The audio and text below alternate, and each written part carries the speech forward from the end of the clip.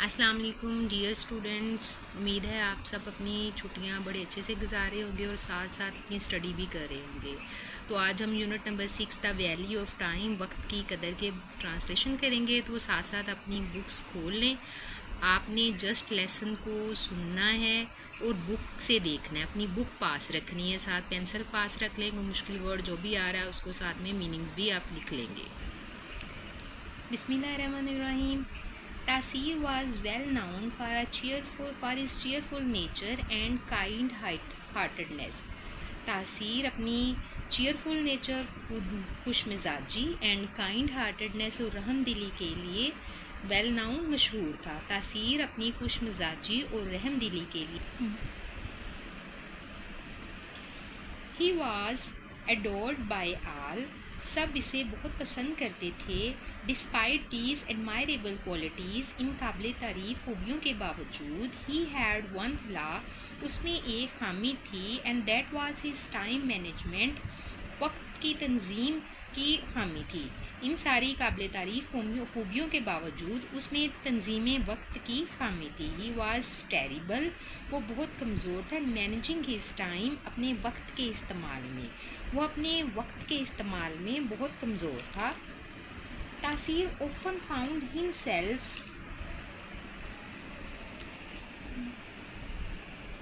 Procrastinating कहते हैं इल्तवा को, यानी डिले को, टालना। तासीर ने अक्सर खुद को इल्तवा का शिकार पाया। ही यूज टू स्पेंड आवर्स, वो अपने घंटों अपना वक्त गुजारता। एनग्रोस्ड इन वीडियो गेम्स देखता। चैटिंग विद फ्रेंड्स, दोस्तों के साथ गपशप करता। एंड डे ड्रीमिंग, और दिन के वक्त ख्वाब देखना, यानी ख्याली पुलाव पकाना। वो घंटों वीडियो गेम्स, दोस्तों के साथ गपशप और ख्याली पुलाव पकाने में मसरूफ़ रहता था।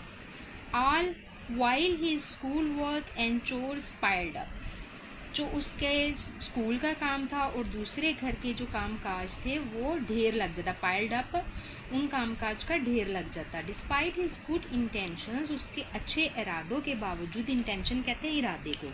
ही always seem to run out of time, उसे हमेशा उसके पास वक्त कम ही दिखाई देता। लीडिंग टू रश्ड असाइनमेंट्स, जिसकी वजह से असाइनमेंट में जल्दी करना, इनकम्प्लीट टास्क, और इसके काम हमेशा नामुकम्मल होते थे। अपने अच्छे इरादों के बावजूद इसके पास हमेशा वक्त कम होता, जिसकी वजह से असाइनमेंट में जल्दी और काम नामुकम्मल रहते थे। His teachers were greatly concerned about him, उसके असातिज़ा हमेशा उसके बारे में कंसर्न, फ़िक्रमंद रहते थे। एंड हिज पेरेंट्स, और उसके वालदैन और उसके असातिज़ा हमेशा उसके बारे में फ़िक्रमंद रहते थे। Were also perpetually worried, perpetually कहते हैं कंटिन्यूसली, यानी हमेशा। उसके असातिज़ा उसके बारे में बहुत फ़िक्रमंद थे और उसके वालदैन भी उसके बारे में परेशान हमेशा रहते थे। But Taseer wasn't ready to change his ways at all, लेकिन तासीर अपना रास्ता बदलने के लिए बिल्कुल तैयार ना था। वन डे इज ग्रैंडफादर, एक दिन उसके दादा जान ने, who was a single old man, जो एक बूढ़े दाना बुजुर्ग थे, नोटिस्ड, जायज़ा लिया, ही स्ट्रगल, उसकी जद्दोजहद का। एक दिन उसके दादा ने, जो बूढ़े दाना बुजुर्ग थे, इसकी जद्दोजहद का जायज़ा लिया। ही डिसाइडेड, उसने फैसला किया, to impart a valuable lesson, उसे एक अहम सबक देने का, इम्पार्ट देने का।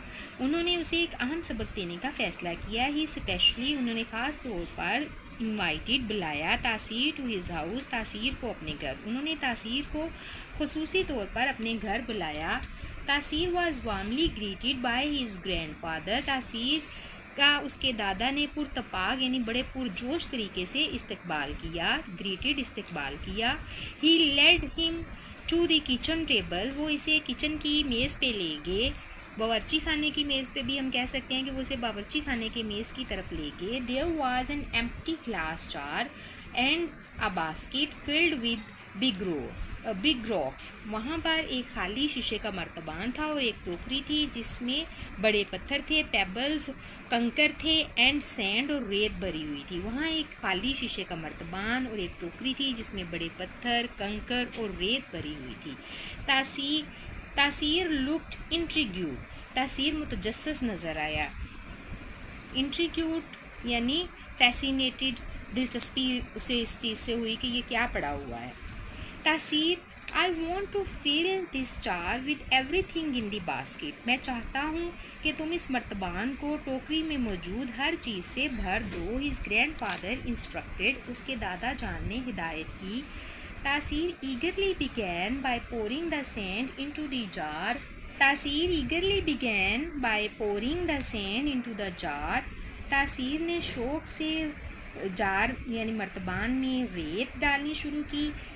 पोर होता है डालना। फॉलोड बाय द पेबल्स, फिर इसमें कंकरियाँ डाली। When he tried to fit the big row in, जब इसने इसमें बड़े पत्थर डालना कोशिश की, दे वुडंट फिट, तो वो उसमें फिट नहीं हुए। यानी तासीर ने शौक़ से रेत और इसके बाद कंकरियाँ मर्तबान में डालना शुरू की। जब इसने बड़े पत्थर के टुकड़ों को फिट करने की कोशिश की तो वो फिट ना हुए। तासीर फ्रॉन्ड, तासीर ने तेवरी चढ़ाई, यानी उसको थोड़ा सा गुस्सा आया, उसने अपना चेहरा बना लिया। And looked at his grandfather, और अपने दादा जान की तरफ देखा। ही वॉज पजल्ड, वो हैरान था। पजल यानी कंफ्यूज, वो बहुत हैरान हो गया। Let me show you something, मैं तुम्हें कुछ दिखाना चाहता हूँ। His grandfather replied with a smile, उसके दादा ने मुस्कुराते हुए जवाब दिया। ही एम्प्टिड द जार, उन्होंने मर्तबान को खाली किया। एंड मेथडोलिकली, और बड़े तरीके से, placed in the large rocks inside first, और इसमें बड़े पत्थर पहले रख दिए। लेटर, बाद में। ही एडिड द पेबल्स, फिर इसमें कंकरियाँ शामिल की। Which fit these pebbles, which fit in the spaces between the rocks, तो वो पत्थरों के दरमियान में बैठ गई। फाइनली, आखिर में। ही पोर्ड द सैंड, उन्होंने रेत डाल दी। Which fill the gaps left by the pebbles, जिसने कंकरियों से छोड़े हुए खला को भर दिया। टू तासीर्स अमेजमेंट, तासीर बहुत हैरत ज़दा था। एवरीथिंग फिटेड परफेक्टली, सब कुछ बड़े मुनासिब तरीके से फिट था। स्टूडेंट्स, हमारे 6 पैराग्राफ हो गए हैं 6 लेसन के, तो आपने इनकी ट्रांसलेशन अच्छे से याद कर लेनी है और कमेंट्स में बताना है कि आपको समझ आ रही है या नहीं समझ आ रही है, और आपने चैनल को सब्सक्राइब भी कर लेना है। बहुत शुक्रिया, अल्लाह हाफिज़।